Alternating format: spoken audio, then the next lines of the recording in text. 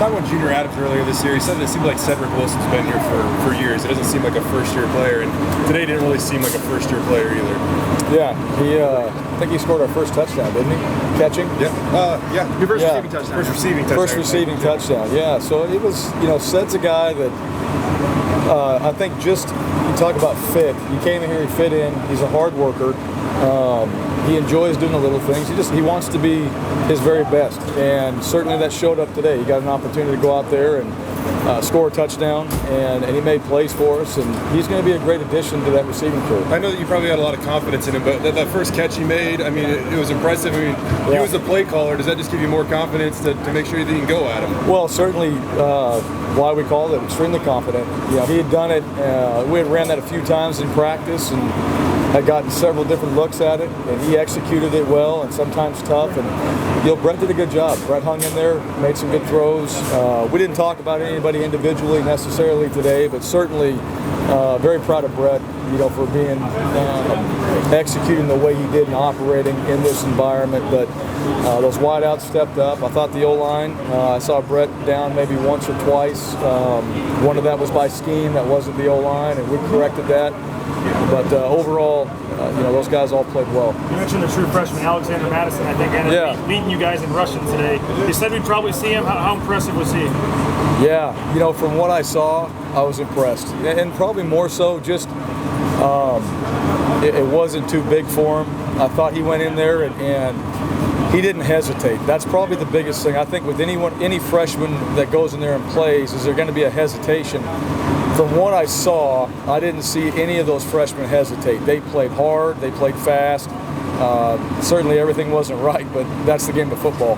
It's 100% effort, and they did that.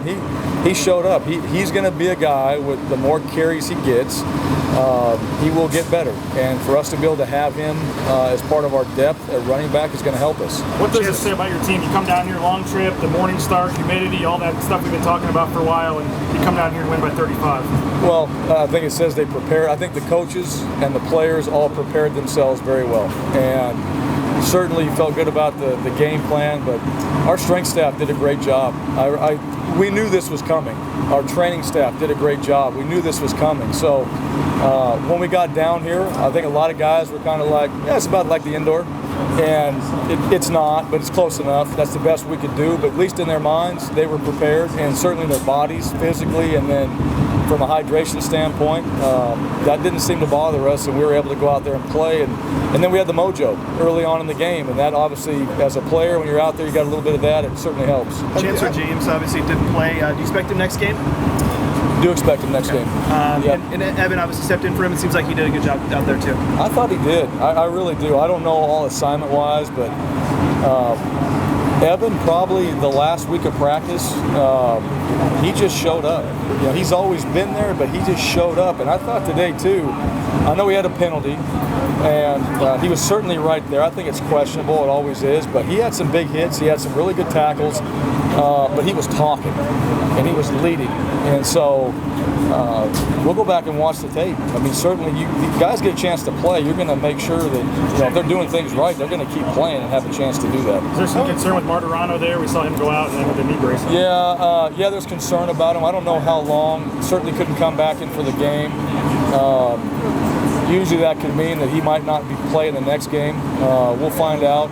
And the other thing too, you got a long plane ride, doesn't always help with swelling. So we'll know more on Sunday where he's at, and if we can get him back into a Wednesday practice, we'll be able to go from there. If not, then we'll have to be ready to adjust. Now we did play Tyson Maeva. He came in there and played as well, and there's a reason why he's in there. We expect him to play, but also that linebacker crew. I mean, teams are going to run the ball at us, and we got to have depth in there at those positions. And then Perez too, and Hoyt. Those guys came out. Was anything there? Yeah, Hoyt had a cramp. Gabe kind of tweaked his shoulder a little bit. I don't know how bad. He certainly had some of those issues, and so we're very cautious, when it comes to some of the shoulders, and it's upsetting for Gabe, but we'll see. Gabe's a tough guy, and he always has shown that. So I anticipate he'll be ready to go, get himself back. Just disappointing. The last two times you guys have taken the field, it's been a couple of pretty dominant showings. I mean, in terms of like total yardage, you guys have outgained your opponent like 1,100 to 200 or something ridiculous. Have you managed to kind of restore that chip on the shoulder and again, show two pretty dominant back-to-back performances? Yeah. I know the other one was 8 months ago, but still. Yeah. I hope we've always tried to have that chip on our shoulder. That's just who we are. And certainly that's who we are, that's who we'll be, that's who we've always been. And these guys come out here, we're just trying to play one play at a time. I don't think we look at all those things.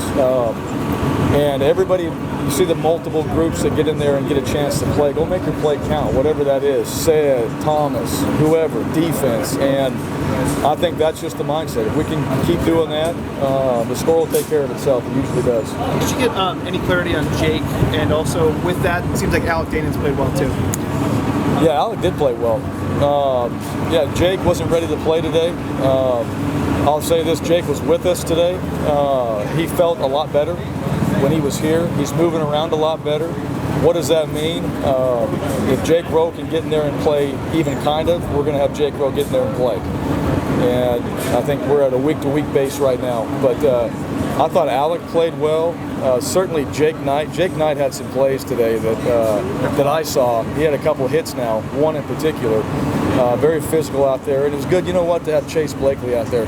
It's been a long time since he's got a chance to play. When you come back from an injury like his, I think that takes a lot of guts to do what he did and to come back and play. And he certainly was great to have him out there.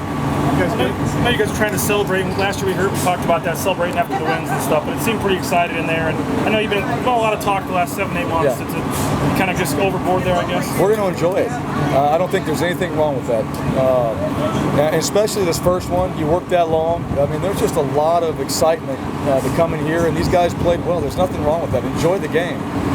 We enjoy it for 24 hours and have a great time and celebrate, enjoy the camaraderie of playing this game and all the hard work we put in. And then we'll go back to work, and this game's over. That means nothing moving forward. And that's really the mindset we have to have. But certainly, when we spend as much time as we do together, and I think we have a great group, we're going to have fun doing it. And then, real quick, I mean, you mentioned Madison, but Jeremy McNichols again, getting in the end zone for you guys and doing it through the air. Thomas threw a great pass to him too, but just his ability to get in the end zone and how much that means for you guys.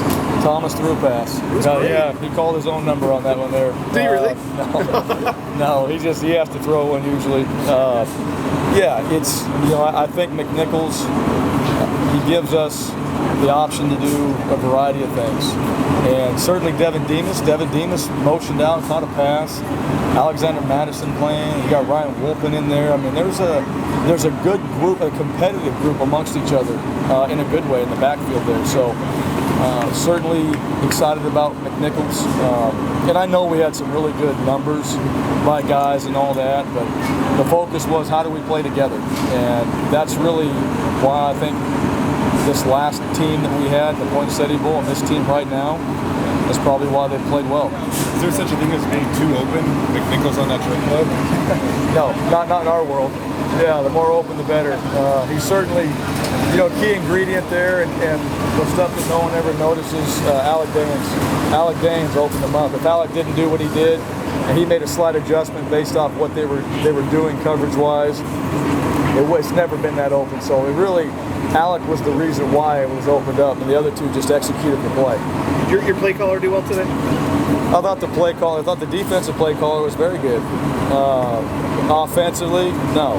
There's a lot of room for improvement on the offensive side when it comes to getting the right plays in. All right.